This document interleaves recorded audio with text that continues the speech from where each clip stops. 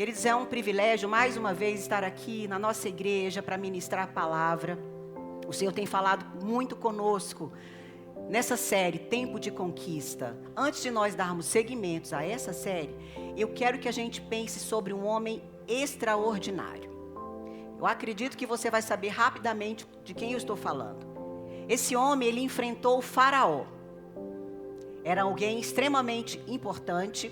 Ele viu o mar vermelho se abrir. E ele subiu ao monte e ele falou com Deus. Ele ouviu a Deus. Esse homem extraordinário é Moisés.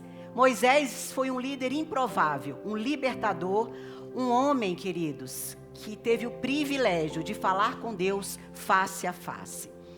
Mas existe uma cena que toda vez que eu leio sobre esse episódio, eu fico bem pensativa. E essa cena mostra que depois de muitos anos, Moisés conduzindo o povo no deserto, suportando, porque o povo, né, gente? Povo difícil, suportando reclamações, suportando pressões, murmurações. E chega um dia que, além deles estarem cansados, eles mais uma vez reclamam para Moisés e pedem água. E aí Moisés faz o quê? Deus fala para ele: Moisés, fale a rocha. E Moisés, naquele momento, ele não fala a rocha, ele reage. Porque ele foi tomado por uma irritação, ele estava tomado também por um desgaste emocional muito intenso. E ele, em vez de falar a rocha, ele fere a rocha com o seu cajado. O incrível é que a água sai, o milagre acontece. Mas Deus diz algo que pra gente parece muito duro. Ele fala assim: você não entrará na terra prometida. E você pode até pensar aqui comigo, como é injusto. Nossa, pode pensar em algum momento, Deus foi injusto. Porque ele passou tantos perrengues, suportou aquele povo. Quantas vezes Deus queria matar aquele povo. E Moisés chegava lá, colocava seu rosto no chão e falava: por favor, Deus, não faça isso. Não faça isso, por favor, liberta o seu povo. O que o povo vai dizer que o Senhor tirou o povo do Egito para morrer no deserto? E mais uma vez ele clamava. Mas o que a gente precisa notar, queridos? Ele foi impedido de entrar na terra prometida porque ele desobedeceu a Deus. Porque ele, em vez de falar a rocha, ele feriu a rocha. E ele deixou de conquistar, de entrar na terra prometida, não porque faltava um chamado. Ele foi chamado. Não porque faltava unção. Moisés era ungido.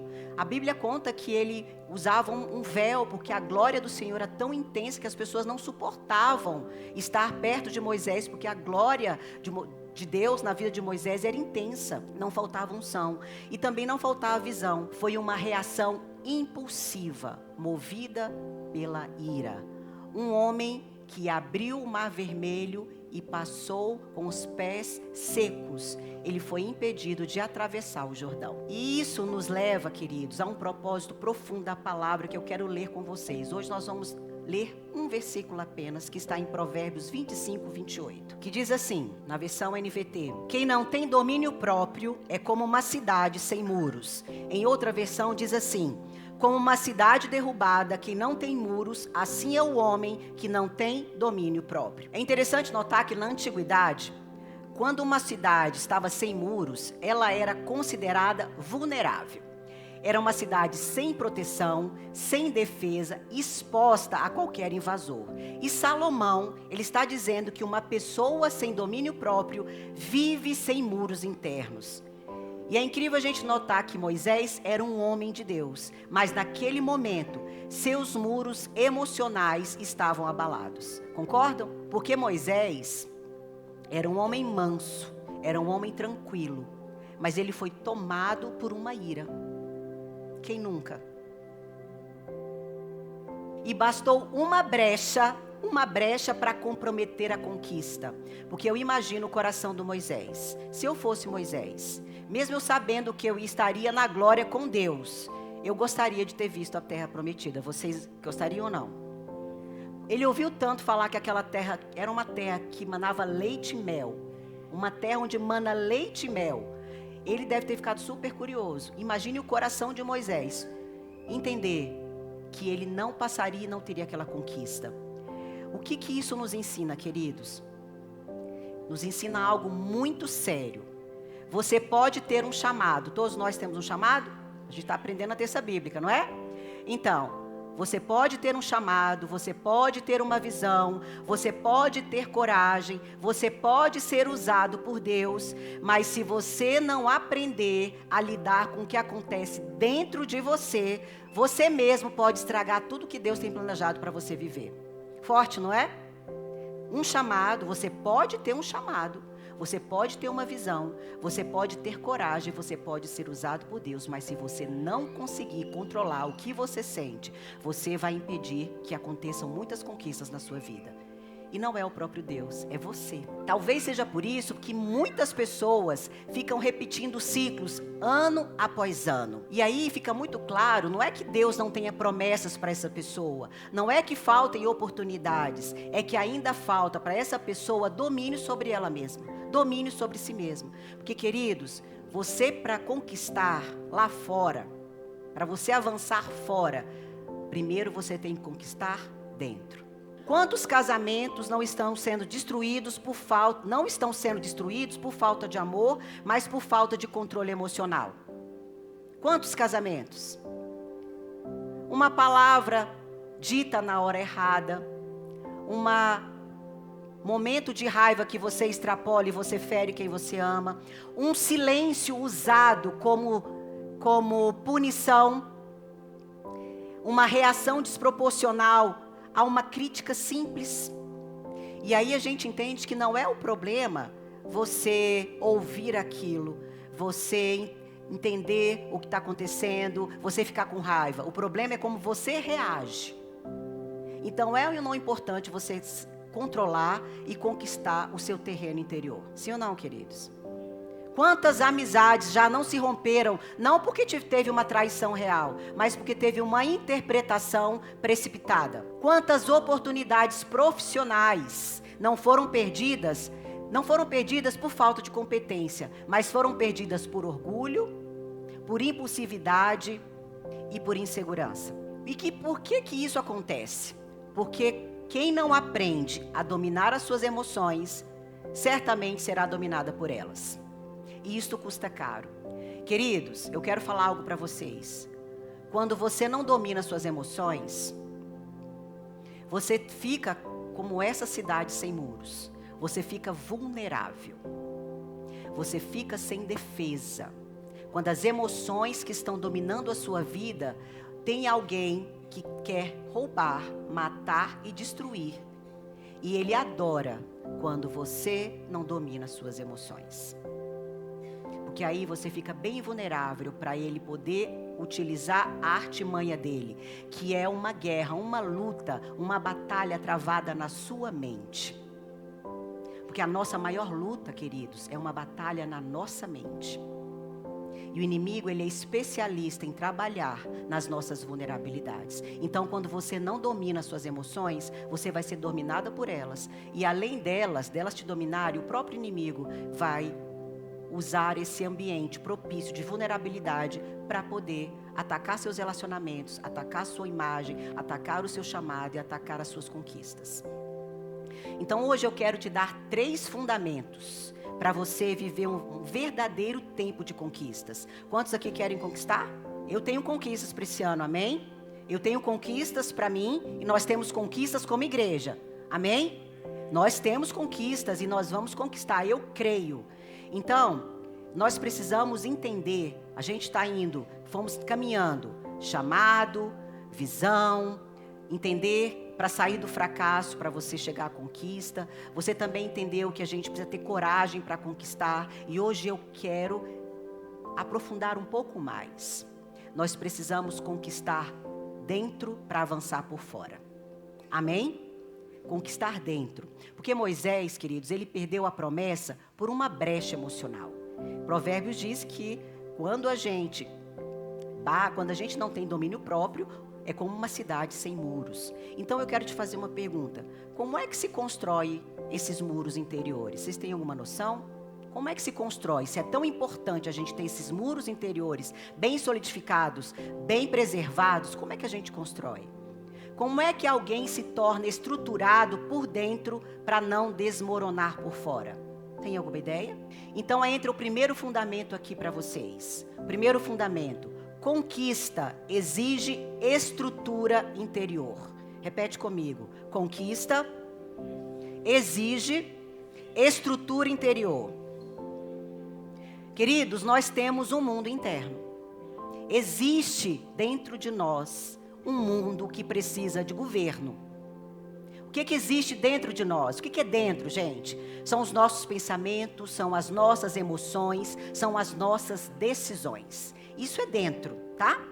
Então, quando o mundo, esse nosso mundo interno, nossos pensamentos, nossas emoções e nossas decisões não estão alinhados ao Espírito de Deus, alguém assume o controle. Se não está alinhado com Deus, o seu mundo interno, suas emoções vão assumir o controle, o inimigo vai assumir o controle. E aí, talvez seja o motivo de que muitas promessas para alguns esteja tão distante. E aí não é falta de capacidade, não é, sabe o que é? É uma falta de estrutura interior. Aqui na IADEB, nós costumamos, vocês já devem ter visto, em algumas pregações, a gente sempre comenta, eu como uma boa colérica, né, eu sempre menciono isso, nós trabalhamos aqui os 4 temperamentos humanos, nós entendemos que é uma ferramenta simples, prática, ela não é tudo que você precisa para você avaliar o comportamento de um ser humano, mas ela é uma estratégia, uma ferramenta simples, todo mundo entende, para a gente entender como é o nosso comportamento, como é a nossa estrutura interior, a nossa e do outro. Mas eu costumo ouvir muito, e às vezes até eu mesma falo assim, olha, eu sou assim, paciente, eu não tenho papa na língua, porque eu sou colérica. Coléricos, entendem? Aí o sanguíneo vai falar assim, eu sou inconstante, desorganizado, porque eu sou sanguíneo. Ao melancólico, eu sou melancólico, então eu penso demais. Eu sou fleumático, eu sou mais na minha. Quantos aqui sabem qual é o seu temperamento? Não dá tempo de explicar, depois um dia a gente pode até fazer novamente um momento só para descobrir o temperamento, e a gente conversar sobre fraquezas, pontos fortes, potencializar os pontos fortes, e aí trabalhar as fraquezas. Por quê, queridos? Conhecer o temperamento é muito importante, mas usar o temperamento como desculpa é muito perigoso. É muito perigoso. Porque, queridos, temperamentos, a ciência do temperamento, ele explica as tendências. O que é comum, o que é natural a pessoa que tem esse temperamento fazer. Mas não justifica pecados. Amém?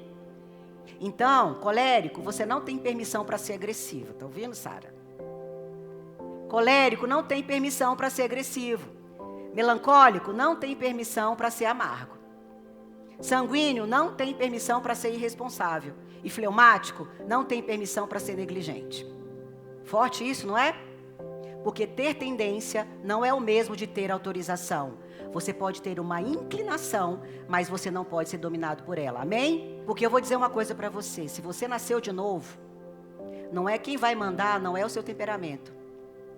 Se você nasceu de novo, você recebeu uma nova identidade. E você é uma identidade que é em Cristo. Amém? Então, eu quero te dizer uma coisa. Ali quando o Salomão está dizendo que quem não tem domínio próprio o que é, gente? Domínio próprio é um fruto do Espírito. E fruto do Espírito não é explosão, não é drama, não é frieza. Fruto do Espírito é o Espírito Santo controlando você. Domínio próprio. Amém? E talvez eu vou falar uma coisa aqui para você que você talvez fique desconfortável, mas eu não posso deixar de falar. Se eu continuo agindo da mesma forma por muitos anos e justificando, este é o meu jeito, este é o meu temperamento. Talvez não seja culpa do seu temperamento, eu vou te dizer. Não é porque você tem uma personalidade A, B ou C. Sabe o que isso significa? Que você é imaturo. Forte, não é? Se você está anos falando, é o meu jeito, eu sou assim mesmo, sabe? Eu nasci assim, vou ser sempre assim, Gabriela. Justificar o seu jeito tosco de ser porque você nasceu assim, Deus te fez assim. Isso é imaturidade. Então, por que eu preciso dizer isso para você? Porque Deus não nos chamou para a gente ser governado pela nossa natureza. Ele não nos chamou para a gente ser governado pelo nosso temperamento. Ele não nos chamou para nós sermos governados pelas nossas emoções e pelos nossos sentimentos. Ele nos chamou para nós sermos guiados pelo Espírito Santo de Deus. Amém?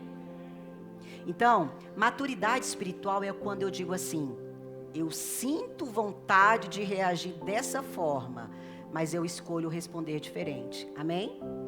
Porque o colérico, vou falar com mais propriedade porque eu sou colérica. Então, o colérico, ele não tem problema para ter respostas prontas.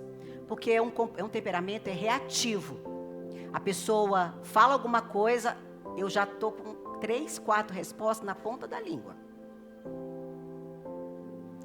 Então, eu já muitas vezes falava e queria pegar de novo as minhas palavras. Mas é impossível, não é não, gente? Então, quando a gente está crescendo e amadurecendo, e dizendo, olha, eu controlo essa estrutura interior, eu sorrio, finjo demência e engulo.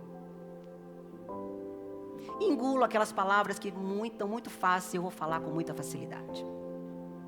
Então eu engulo, por quê? Porque nem sempre as pessoas estão prontas para ter uma resposta direta, uma reação dura. E às vezes quando eu não controlava e falava, as pessoas, nossa, mas que grosseria. Não estou sendo grossa não, meu jeito normal de falar. Ah, mas você está muito sensível. Ainda a gente coloca a culpa no outro, né? Responsabiliza o outro. Então, queridos, quem não governa a sua alma será governado por ela. E isso é muito perigoso, porque nós estamos aqui hoje para mais uma vez entendermos que nós temos a escolha. Nós temos a escolha de falar, eu não vou ser mais dominado e controlado pela minha impulsividade, pela minha forma de reagir, pelo meu temperamento, pelas minhas emoções ou pelo que eu estou sentindo. Amém? Isso eu vou falar inúmeras vezes, porque, queridos, o óbvio precisa ser dito. O óbvio precisa ser dito. Agora a gente entendeu que a gente precisa conquistar essa estrutura interior. Então eu quero te fazer uma pergunta. O que enfraquece essa estrutura? O que cria rachaduras nos nossos muros emocionais? Porque uma cidade, queridos, ela não é destruída, um muro não é destruído da noite para o dia, sem que aconteça um ataque, uma bomba. Da noite para o dia vão aparecendo fissuras. São as intempéries, é a chuva, é o vento. Então vão acontecendo as fissuras. E essas fissuras, elas são invisíveis. E com a vida espiritual acontece a mesma coisa.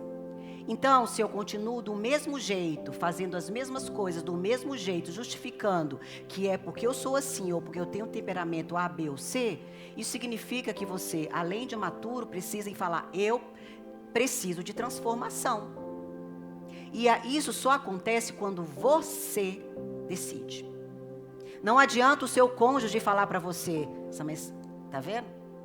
É para você isso aí, tá vendo? Aqui essa mensagem é individual, é para você. Amém? Você vai ter que reconhecer, porque o grande problema de ajudar uma pessoa que não se percebe doente é que ela entende aquela ajuda como inútil. Eu só posso ajudar uma pessoa que precisa de ajuda, que entende que precisa de ajuda. Concordam? Então, para a pessoa ir para o hospital, ela precisa reconhecer que ela está doente, sim ou não? E para a pessoa ser transformada, ela precisa entender que eu tenho alguma coisa errada comigo. Não é possível que só o outro que está errado. Será que não sou eu que tenho alguma coisa que precisa mudar? Que preciso estar olhando para mim mesmo, olhar para a minha estrutura interna, olhar para o meu mundo interior. E será que eu não posso fazer algo diferente? Então, você precisa reconhecer que você precisa de transformação. E entra aí para o segundo fundamento que a gente precisa trabalhar. O segundo fundamento é: feridas não tratadas se tornam limites invisíveis. Feridas não tratadas se tornam limites invisíveis. Hebreus 12:15 diz assim: cuidem para que nenhuma raiz de amargura brote. Cuide para que nenhuma raiz de amargura brote. Queridos, a raiz ela é invisível, a gente não vê a raiz. Vê a raiz de uma árvore? Não, a gente não vê, porque ela é profunda. Mas é a raiz que sustenta tudo que aparece, não é não? A árvore tem os troncos, a folha, os frutos, porque ela é sustentada pela raiz. Então, você precisa entender e olhar qual é a raiz. O que está favorecendo rachaduras no seu muro emocional. Você precisa identificar qual é essa raiz. Porque, queridos, feridas ignoradas criam reações exageradas. Concordam?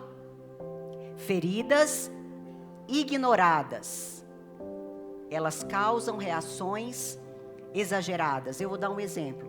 Eu tenho uma ferida aqui, um machucado. Vamos supor, aqui ó, que eu machuquei, que eu quebrei lá no Renovo. Quebrei, fiz cirurgia, tenho aqui a cicatriz. Mas suponhamos que essa minha cicatriz estivesse bem, ainda essa ferida estivesse aberta, muito recente. E se eu ignorasse ela, se eu fingisse que ela não existia, então eu vou lutar boxe. Estou com a luva, e aí vou fazer lá o exercício de sombra, e alguém vai ter que me dar um murro aqui, porque é assim que faz exercício de sombra. Como é que eu vou reagir recebendo um murro na minha ferida purulenta? Eu vou socar o sombra com um gosto de gás. Ou então vou cair dura no chão de dor. A pessoa que não sabe que eu tenho essa ferida que está aberta, fala, meu Deus, a Sara está doida, que reação é essa? Não é? É isso que acontece quando você ignora uma ferida, as suas reações são exageradas. Traumas não tratados, elas criam defesas rígidas. Rejeições antigas criam necessidade de constante validação. Então, a estrutura interior, ela começa a enfraquecer quando a dor não é tratada. Quando a gente ignora, quando a gente fala isso é bobagem, isso é frescura, isso é coisa de mulherzinha. Tem muito homem que fala que isso é coisa de mulherzinha, mas o que eu vejo e atendo de homens com dores na alma, que são assim, insuportáveis. Não tem como eu mensurar aqui para vocês. Então, todos nós como seres humanos, nós estamos suscetíveis a ter dores. Porque nós somos seres humanos. E você pode dizer, lá vem a Sara falar novamente sobre esse assunto. Eu vou falar novamente sobre esse assunto. Deus me chamou para falar sobre esse assunto. E eu não vou negar o meu chamado, porque emoções descontroladas acabam com a nossa vida e impedem que a gente conquiste muitas coisas que Deus tem para nós. Então eu vou falar sobre isso todas as vezes que eu puder falar. Porque isso é o mal do século. Pessoas que não conseguem lidar com as suas próprias emoções. Pessoas que estão sucumbindo com depressão, com ansiedade, com tantos inúmeros transtornos. Pessoas que estão cometendo suicídio porque não conseguem lidar com o que está acontecendo dentro deles. E na igreja não é diferente. Então eu preciso dizer que muitas pessoas estão ignorando suas dores e suas feridas. Então ela começa a enfraquecer dessa forma. Então os muros não caem de uma vez só. Eles vão sendo corroídos aos poucos. Eu vou dizer para você, amargura corrói. Falta de perdão corrói. Culpa corrói, vergonha corrói. Como é que é isso na prática, Sara? A pessoa que está com a dor e está ignorando, a vida dela está acontecendo. Ela vai para a igreja, ela vai para o trabalho, ela convive com a família, ela está em casa, ela está o tempo todo, a vida dela está acontecendo. Mas imagine, eu quero que você imagine uma pessoa, ou se você é essa pessoa, que essa pessoa cresceu sendo criticada o tempo todo. Cresceu sendo criticada. Nada era suficiente, nada estava bom, nunca era elogiado. Então essa pessoa que foi recebendo críticas, tudo que ela fazia era desconsiderado, ela vai criando uma forma dela poder sobreviver a tudo isso. E aí ela vai entendendo e vai construindo uma ideia na cabeça dela e vai entendendo assim, olha, ela vai prometer para ela mesma e às vezes nem ela sabe. Ela vai prometer assim, eu nunca mais vou deixar ninguém me diminuir. Eu nunca mais vou deixar ninguém me diminuir. Então, queridos, isso que parece força, que a pessoa deu conta de sobreviver, isso que parece força, é uma defesa. E aí, ela entra no casamento assim. Ela entra na igreja assim, entra no trabalho assim. Aí o cônjuge faz uma pequena observação. O líder fala, confronta alguma coisa que precisa ser mudado. O chefe faz uma correção. E aí vem aquela reação desproporcional. O que é reação desproporcional, gente? O próprio nome diz. É esperado uma reação e você tem outra. Aí a pessoa, nossa, mas eu não fiz nada de errado, eu só comentei que está com problema. E a pessoa, porque você está me desqualificando? Isso é abuso de poder. E aí reação desproporcional, não é? Isso comunica, quando as reações são desproporcionais, isso comunica ferida não tratada, dor que está ali, ó, latejando. Por quê? Não foi o que a pessoa, que o chefe, o marido, o que a pessoa falou para você, não foi aquilo. Foi que tocou nas ferida que não foi cicatrizada lá de trás. Tocou e doeu, e a reação foi proporcional à dor lá de trás. Então ela não está reagindo àquilo que você falou no passado, está reagindo no presente, ela está reagindo ao que aconteceu no passado. E sem perceber, ela começa a afastar as pessoas. Sem perceber, ela vai perdendo as conexões. Porque lembra, a gente quando lida com pessoas que são feridas assim, hoje a gente consegue ter um pouco mais de compaixão. Porque eu consigo perceber quando uma pessoa está muito com reações desproporcionais, eu consigo entender, porque eu fui treinada para isso, para entender, essa pessoa tem muita dor. Mas nem todo mundo consegue ter essa percepção. E aí o que as pessoas, elas afastam, falam que Deus me livre, que é uma mulher chata demais, pelo amor de Deus, só reclama, só enche, só não pode falar nada, tudo ela está explodindo. Aí o que acontece? As pessoas afastam dessa pessoa. E aí, gente, não é maldade, é dor não tratada. Então, por que isso é sério, gente? Porque quando a ferida não é tratada, a dor não é tratada, isso faz parte, vira a sua identidade. Fica impressa na sua identidade. E aí o que acontece? Qualquer situação vira ameaça. Então eu preciso dizer algo para esclarecer para vocês. Quando a gente fala de cura, a cura é extremamente importante. Mas a cura não substitui arrependimento. Ok? E arrependimento não dispensa cura. Em Cristo, Deus não apenas nos perdoa, Ele restaura, Ele salva e Ele trata tudo que está quebrado em nós. Amém? Então, o que você não cura, você carrega. Aquilo que não está curado em você, você está carregando aí. Concorda? O que você carrega, pesa, sim ou não? O que você não cura, carrega. O que você carrega, pesa. E o que pesa, acaba o quê? Comprometendo a sua vida. Comprometendo a sua corrida. Olha outro cenário. Imagine alguém que viveu um abandono emocional, queridos. Eu vivi abandono emocional. E eu vou contar um pouquinho de mim, não vou nem falar dessa história aqui. Abandono emocional. 6 anos de idade, meu pai ficou desempregado. E eu tive que morar na casa da minha avó paterna. Então eu tinha 6 anos, eu era mais velha, tinha minha irmã gêmea, nós duas fomos morar na casa da minha avó. E ali foi um período muito difícil, porque era um ambiente muito complicado, tinha 8 tios e uma tia, era um ambiente muito violento, então eu via muitas coisas. E ali naquele momento, claro que foi legítimo, meu pai e minha mãe tentaram fazer o melhor que eles podiam. Estava difícil manter 4 filhos, então eles receberam ajuda da minha avó. Hoje, adulta, eu consigo interpretar a situação, entender e até perceber que eles não fizeram isso por mal, fizeram para nos proteger. Mas como que eu me senti? Eu me senti abandonada. Abandonada. Eu pensava, eu não quero ter uma vida melhor na casa da minha avó. Eu prefiro comer arroz puro, mas eu quero ficar com a minha mãe, com meu pai, com meus irmãos. E eu fui sentindo esse abandono. Junto com esse abandono, vem um abuso sexual. Então, um abismo vai chamando outro abismo, sabe, gente? E aquela sensação de abandono me fez ficar uma pessoa muito reativa, ter muito medo de ser abandonada de novo. Porque quem sofre abandono, o maior medo é de ser deixada de lado. Só que isso não foi me deixando eu fiquei só isso na infância, não. Eu fui na adolescência, eu fui novamente carregando isso. Aí potencializou com a morte da minha mãe, com 16 anos. Então foi aí, mais uma coisa. Aí tudo que estava aqui latente de abandono foi potencializado, porque eu era adolescente. Mas mesmo assim, bateu na ferida onde doía. Abandono. Novamente fui abandonada. E a ferida foi sendo potencializada. Então, eu levei essa ferida de abandono para o meu trabalho. Eu levei essa ferida de abandono para o meu casamento. Eu levei essa ferida de abandono para todos os lugares que eu ia. Ela não me abandonava. Eu queria que ela me abandonasse, mas ela não me abandonou. E o que aconteceu?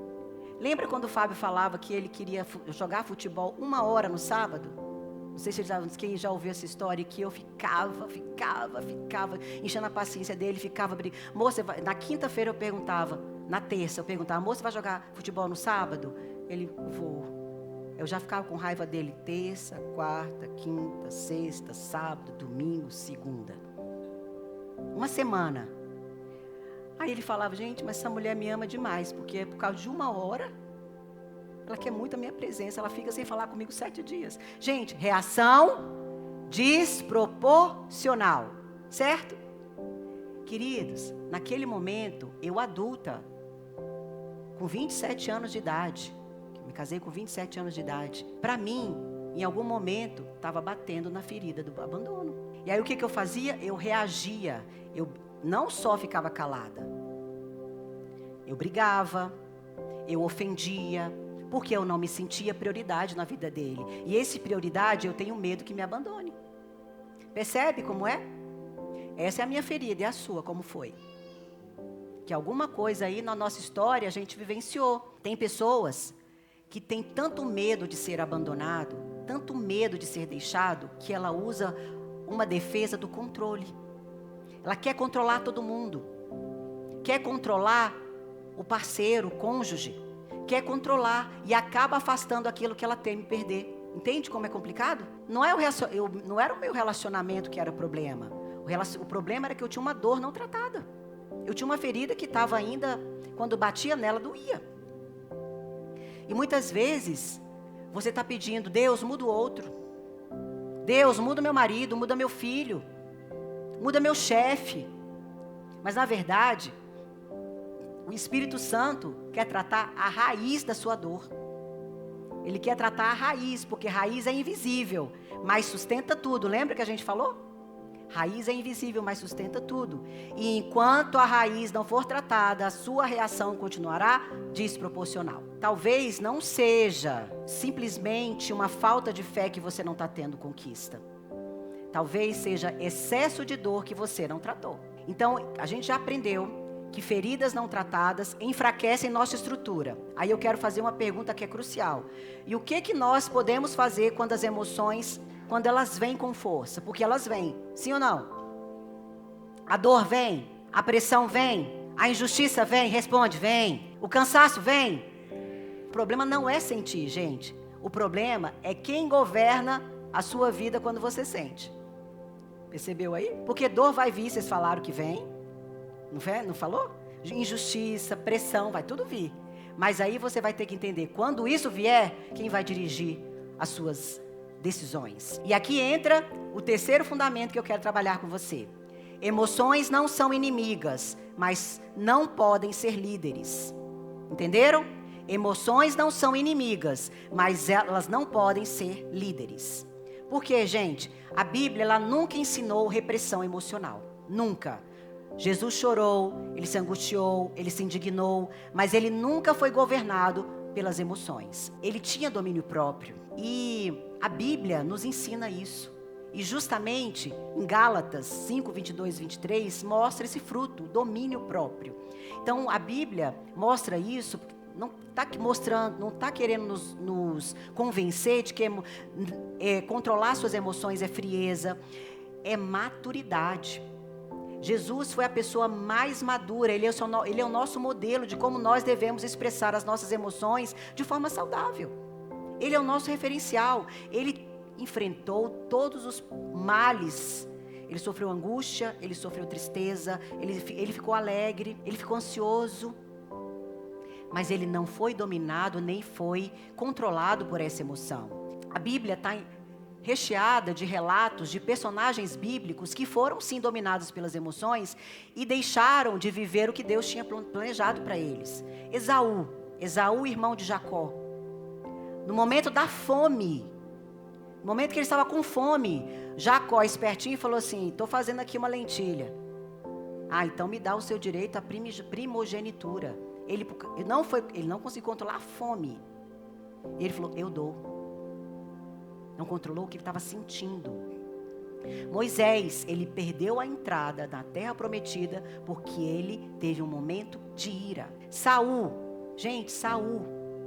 instável nas suas emoções. Ele perdeu o trono porque ele era inseguro e ciumento. Uma decisão, gente, uma decisão emocional pode comprometer uma promessa geracional.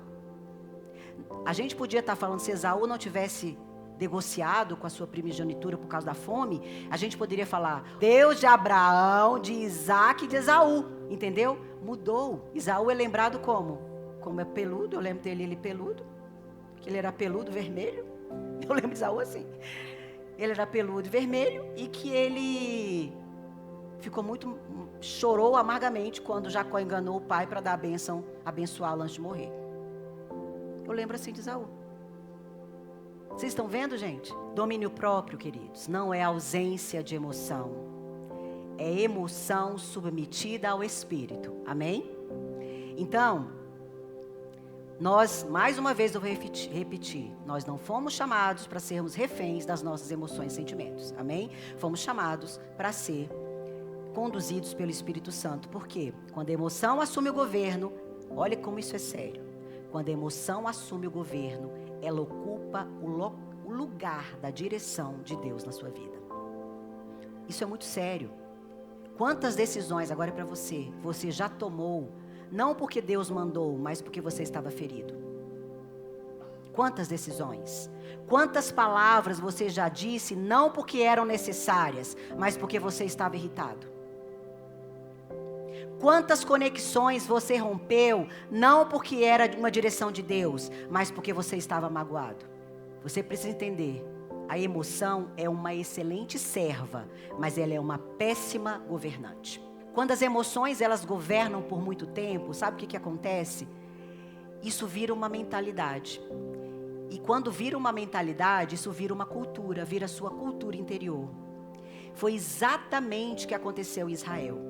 Quando eles foram libertos do Egito, eles saíram do Egito, queridos, mas o Egito não saiu deles. Eles saíram da escravidão, mas eles continuavam pensando como escravo. Queridos, tem lógica. Aquelas pessoas que foram libertas sentiram saudade do cativeiro. Eles reclamavam do maná. Eles temiam o novo. Ficar com saudade de cebola, gente. Fosse até uma carninha, né? Mas cebola. Mentalidade de escravo. Então, queridos, liberdade externa não garante liberdade interna. Isso é muito sério. Você pode mudar de cidade, você pode mudar de igreja, você pode mudar de posição, mas se você não mudar dentro de você, você vai continuar repetindo os mesmos ciclos. E aí você vai precisar deixar, gente, porque quando você é governado pelas suas emoções, vira uma mentalidade, vira uma cultura. E tem muita gente que precisa deixar algumas formas de pensar. O que muita gente precisa deixar? E veja se você não se enquadra em nenhuma dessas. Mentalidade de vítima. Uma outra forma de pensar, comparação constante. Outra, medo do fracasso. Outra, dependência emocional. A gente tem que ter muito claro na nossa mente que Deus não quer só nos levar para a promessa. Ele quer que a gente esteja preparado para sustentá-la. E a gente, para sustentar, a gente precisa ter tratado das nossas emoções. Porque quando o Egito não sai de dentro, gente, ele começa a aparecer nos nossos relacionamentos. E aí, uma mentalidade não curada não afeta só você, afeta todo mundo que está do seu lado. Quer ver como é que funciona? A mentalidade de vítima transforma qualquer correção em rejeição. Você está fazendo isso errado. Ela não gosta de mim. Não está falando nada que não gosta de você. Você fez algo errado. Mentalidade de vítima é: meu Deus, não me ama mais. Toda repreensão vira rejeição. Uma mentalidade de vítima. A comparação transforma a amizade em competição silenciosa. Quem nunca? Essa mentalidade de comparação, eu tenho que ter o que o outro tem, se o outro tem, eu tenho que ter, eu preciso também ter o que... Gente, isso é uma loucura. E onde que a gente é mais inspirado, incentivado para a gente se comparar o tempo todo? Redes sociais. Redes sociais é um câncer. Porque, gente, vocês precisam entender que rede social é mentira. É um recorte. Um recorte. Sabe? E a gente fica, ai, príncipe encantado, eu queria um homem milionário que me levasse para a China, para o Japão, todo dia um lugar diferente. Olha, você, meu marido, tá me levando nem para Caldas. Vocês estão entendendo? É isso. Comparação. O medo do fracasso transforma oportunidades em ameaças. Medo do fracasso transforma oportunidades em ameaças. A dependência emocional transforma carinho em cobrança. Gente, quem aqui convive com uma pessoa que é dependente emocional? Meu Deus do céu, uma sanguessuga emocional. Difícil, não é? É uma carência. Uma cobrança. Mentalidade. A culpa transforma passado em identidade. E mágoas acumuladas transformam conversas simples em conflitos desproporcionais. Desse jeito. Eu vou te mostrar como isso é verdade. Quantos casamentos estão desgastados? Não porque o amor acabou, porque as feridas continuam abertas. Quantos filhos estão tentando amar os pais que ainda reagem como filhos feridos? Gente, quantas amizades se esfriaram porque alguém interpretou o silêncio como abandono? Quantos ambientes de trabalho se tornaram tensos porque pessoas estão competindo por validação? Agora é a nossa vez. Quantas igrejas sofrem divisões não por falta de visão, mas por excesso de ego ferido? Então, gente, muitas vezes não é maldade, é dor não tratada. Amém, queridos? Imagina alguém que cresceu se sentindo invisível. Essa pessoa, ela aprende a se esforçar dobrado. Por quê? Ela precisa ser notada. Ela precisa ser vista. É aquela pessoa que trabalha até meia-noite, até 2 horas da manhã. É aquela pessoa quando você fala, fulano, você pode fazer isso para mim? Claro, agora, agora. Não quer mais alguma coisa? É aquela pessoa que ela foi entendendo que ela não precisa só agradar, ela tem que ter uma performance perfeita. Não é agradar sempre, ela tem que ser perfeita. E isso é uma sobrecarga emocional tão intensa que ela acredita que ela só vai ser amada se ela tiver uma performance exemplar, se ela for perfeita. Então, novamente, ela entra em todos os seus relacionamentos assim. Na igreja, no casamento, no trabalho, nos seus amigos. Então, a falha, quando ela falha, vira uma crise. Porque ela tem que ser perfeita. Então, quando ela erra, a pessoa erra, ela entra em crise. Qualquer crítica vira uma ameaça. Qualquer silêncio vira rejeição. E não que ela seja difícil, é uma pessoa ferida. Então, queridos, o Egito, ele não aparece apenas na murmuração contra Deus. A gente não falou que tem que sair do Egito, sair da mentalidade de escravo, ter uma mentalidade de filho e não de escravo, não de servo. Então ele aparece quando a gente reage além do necessário, quando a gente tem reações desproporcionais, quando a gente interpreta tudo como ataque, quando a gente precisa provar valor o tempo todo, quando a gente tem medo constante de ser deixado e abandonado. E aí quando a gente lida com a vida dessa forma, a nossa alma fica pesada.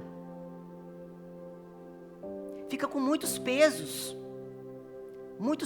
invisíveis que a gente vai carregando. E a gente viu, quando as emoções não têm direção, o inimigo se aproveita. Mas a gente precisa entender que as nossas emoções precisam da direção, e a direção vem de Deus, amém? Moisés, ele foi tomado pela ira. Agora eu quero fazer um contraponto com Davi. Gente, Davi, eu sou fã desse cara. Porque Davi, ele não se mostra aquele santarrão. Na verdade, Davi pecou de forma escandalosa. Ele cometeu erros gravíssimos. Mas ao mesmo tempo, ele é o mesmo homem e ele é considerado um homem segundo o coração de Deus. Por quê? Porque da mesma forma que ele pecava de forma escandalosa, ele se arrependia escandalosamente. Ele ia lá e se colocava, minha alma, porque está abatido a minha alma, confia em Deus. Ele falava com a alma dele. E tem um episódio em 1 Samuel 30, que para mim pode ser considerado o pior dia da vida de Davi. Davi, ele foi ungido a rei, mas ele ainda não estava no trono, nesse momento aqui. Ele, entre a promessa e o cumprimento da promessa, ele estava fugindo o tempo inteiro de Saul. E ele ficava em ambientes muito hostis, muito difíceis. E aí ele foi para uma cidade chamada Ziklag. Difícil essa palavra. Nessa cidade, ele considerava essa cidade como um porto seguro. Ali, ele tinha confiança de estar. No momento em que ele e os seus homens saíram da cidade, os amalequitas vieram e queimaram tudo. Queimaram tudo e levaram filhos e esposas cativas com eles. Quando eles chegam da batalha, quando eles chegam na cidade, vem tudo queimado, tudo perdido. Não encontra esposa, não encontram os filhos. A Bíblia diz que aqueles homens choraram até não ter mais lágrima para chorar. Eles choraram copiosamente. E pode imaginar, queridos, homens de guerra desmoronados. O texto diz também que eles se sentiram muito impotentes. Naquele mesmo dia, gente, ele perdeu casa, esposa, filhos. E Davi ainda estava correndo o risco de perder a liderança, porque os soldados deles falaram que era culpa de Davi, queriam matar Davi. Gente, esse não é o cenário perfeito para o desespero? Por muito menos já no desespero. Um cenário perfeito para o desespero, gente. Não era uma justificativa real para falar, eu vou agir com emoção agora? Sim ou não? Mas o que o texto registra, gente? Ele registra algo extraordinário. Porém, Davi se fortaleceu no Senhor, o seu Deus. Ele chorou, ele sofreu, mas ele não deixou a dor governar as emoções dele. O que ele fez, gente? Ele não reagiu impulsivamente. Ele buscou direção. Isso é o que, gente? Maturidade espiritual. Ele buscou direção a Deus. Então, a maturidade não é ausência de emoção, gente. A maturidade é não permitir o que você está sentindo, decida o que você vai fazer. Percebe a diferença? E depois dele se fortalecer no Senhor, Davi consulta a Deus. E depois que ele consulta a Deus, ele recebe direção e recupera tudo. Então, a gente pode entender que a virada dessa batalha não foi depois ele resgatar, foi a dinâmica que ele lutou contra ele mesmo. Ele venceu a guerra travada dentro dele. Gente, Davi era um guerreiro. Você acha que ele não tinha vontade de ir lá e matar quem sequestrou os filhos e as esposas deles? Claro. Mas a batalha foi travada com ele mesmo. E é aí que entra, nós também precisamos aprender com Davi. Nós não podemos deixar que as emoções nos governem.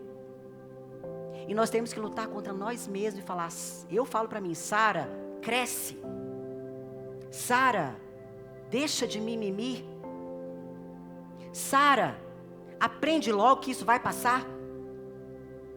Você vai fazer isso de novo, você já sabe onde que vai dar. E eu travo as maiores batalhas é comigo mesmo. E é assim que a gente vai vencendo, porque não é emoção. Quem é que vive guiado por instinto é bicho. É bicho. O Feijão ama a gente lá em casa. Mas hoje ele tem a mania de jogar a bolinha embaixo do negócio. E eu lá, preparando a palavra, e ele latindo, vendo a bolinha. E eu ia buscar a bolinha, ele não queria que eu enfiasse a mão para buscar a bolinha, ele queria me morder. Aí eu falei, ô seu abençoado, você quer ou não a bolinha? Mas ele queria mais a bolinha, mas quando eu ia pegar a bolinha, ele estava vendo como se fosse um ataque. Bicho reage assim, mesmo me amando, fica lá o dia inteiro no meu pé, porque agora o Fábio foi estar lá na viagem dele, ele fica comigo, gente. Bicho reage assim. E aí eu quero dizer para você, não é o seu cenário que precisa mudar. Porque o cenário vai continuar o mesmo. Você vai chegar em casa hoje, você vai encontrar seu marido, amanhã você vai encontrar seu chefe, o cenário não vai mudar, mas você pode mudar o cenário interior. Amém? É o seu interior que precisa de mudança, é o seu interior que precisa ser conquistado para você avançar para fora. É o seu interior.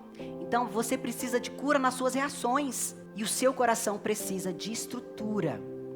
E talvez o que esteja atrasando a sua conquista não seja o tamanho do seu gigante que você está enfrentando aí, mas o peso que você insiste em carregar. Talvez é o peso que você está insistindo em carregar.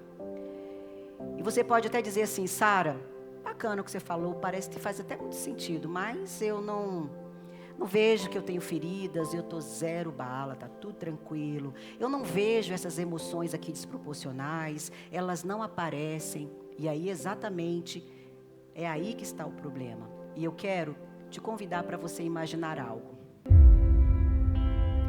Imagine uma pessoa se preparando para a corrida da vida.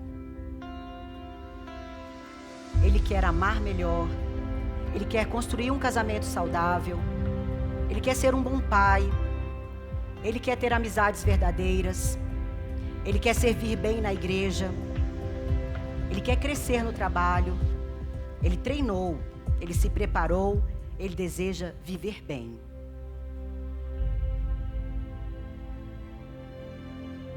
Mas antes de largar, alguém coloca nas costas dele uma mochila.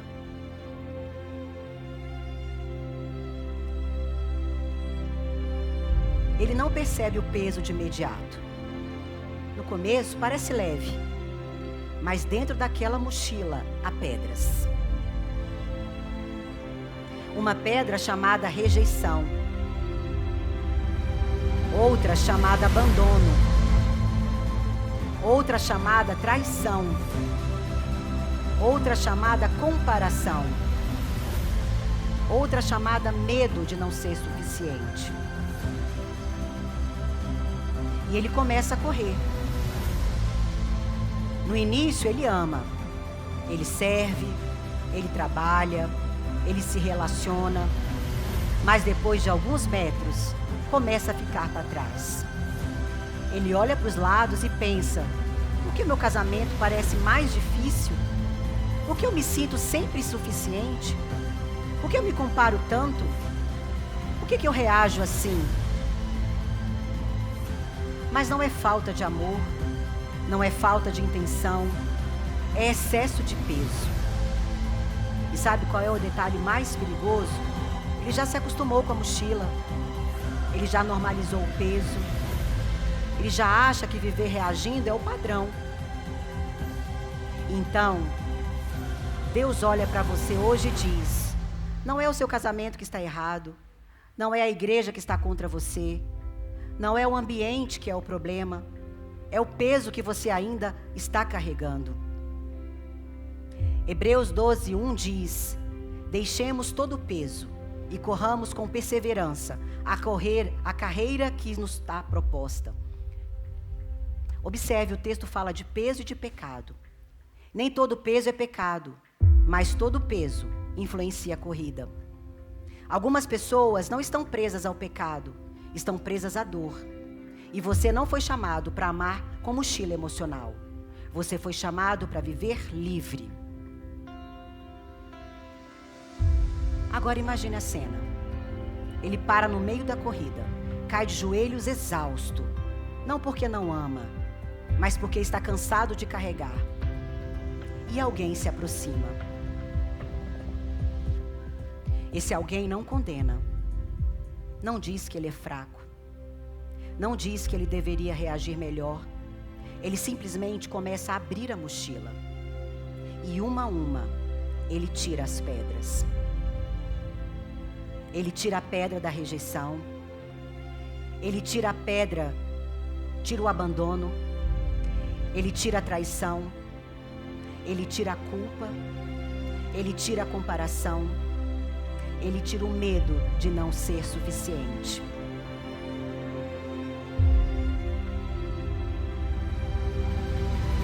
E quando ele se levanta, ele percebe algo. Ele não ficou mais forte. Ele ficou mais leve. Talvez o Espírito Santo não queira te deixar mais forte. Ele quer te deixar mais leve. Porque quem está leve ama melhor, ouve melhor, perdoa melhor, lidera melhor, serve melhor e sustenta melhor a promessa.